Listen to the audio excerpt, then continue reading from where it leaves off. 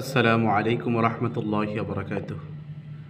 ফেসবুকে যারা কাজ করার জন্য আগ্রহ প্রকাশ করেন, আগ্রহ করতেছেন বা অনেক দিন ধরে কাজ করেন, তাদের ছোট্ট একটা সমস্যার কথা নিয়ে আজকে উপস্থিত হয়েছি। ছোট্ট একটা সুন্দর একটা পরামর্শ দিয়ে যাব। এই পরামর্শ অনুযায়ী আপনি যদি কাজ করেন, হয়তোবা আপনি জানেন না এই জিনিসটা না করলে আপনি সফল হতে পারতেন, কিন্তু আপনি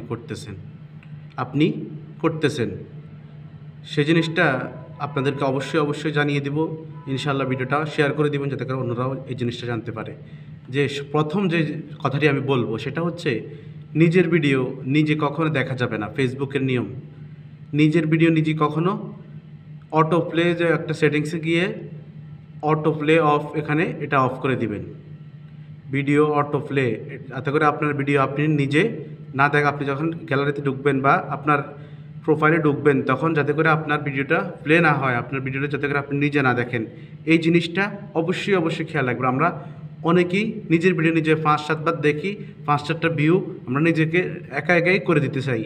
এই জিনিসটা করলে মারাত্মক ক্ষতি, স্প্যাম হয়ে যাবে আপনার ভিডিওটা, স্প্যামের তালিকায় পড়ে যাবে। যাতে করে ফেসবুকের রোবট দেখবে, বুঝবে আপনি নিজের ভিডিও নিজে দেখে ভিউ বাড়াচ্ছেন। সুতরাং আপনার এই ভিডিও আরও ডাউন করে দিবে। আপনার এই ভিডিও কখনও আপনি উপরে উঠতে পারবে না, র্যাঙ্কিং করবে না, ভিডিও ফর ইউতে যাবে না, নিজের ভিডিও নিজে দেখা যাবে না। এবং নিজের ভিডিও নিজে কমেন্টস করবেন না কখনো। কমেন্টসের রিপ্লাই দেওয়া যাবে, কিন্তু কমেন্টস করবেন না আপনি নিজের আপনি কখনোই কমেন্টস করবেন না। দ্বিতীয় যে পরামর্শটা আমি আপনাদেরকে দেব সেটা হচ্ছে, হ্যাশট্যাগের ব্যাপারে আপনি সতর্ক থাকবেন। কোন হ্যাশট্যাগ ব্যবহার করবেন? আপনি ভিডিও করতেছেন একরকম, ভিডিও করতেছেন ধরেন ইসলামিক ভিডিও করতেছেন, আপনি অন্য রিলেটেড হ্যাশট্যাগ দিচ্ছেন, এটা একটা মারাত্মক একটি ভুল কাজ করতেছেন আপনি। এই কাজটা করা যাবে না। আপনি ভিডিও রিলেটেড আপনাকে হ্যাশট্যাগুলো ব্যবহার করতে হবে। যতটুকু পারেন ভিডিও রিলেটেড হ্যাশট্যাগুলো ব্যবহার করার চেষ্টা করবেন। বেশি হ্যাশট্যাগ ব্যবহার করবেন না, যাতে করে অন্য ভালোর সাথে সমস্যা বেশি হয়ে যেতে পারে।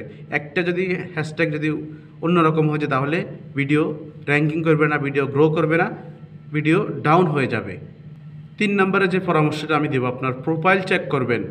প্রোফাইল পিকচার এবং কাভার ফটো, এই দুইটা একদম নিজস্ব থাকতে হবে। আপনাকে নিজস্ব থাকতে হবে। আপনার আইডিতে যে পিকচার দেওয়া আছে এটা প্রোফাইলে, পেজে দিবেন না।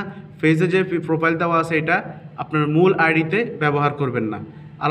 সম্পূর্ণ আলাদা ফটো এবং কাভার ফটো এবং প্রোফাইল ফটো ব্যবহার করবেন দুটাতেই।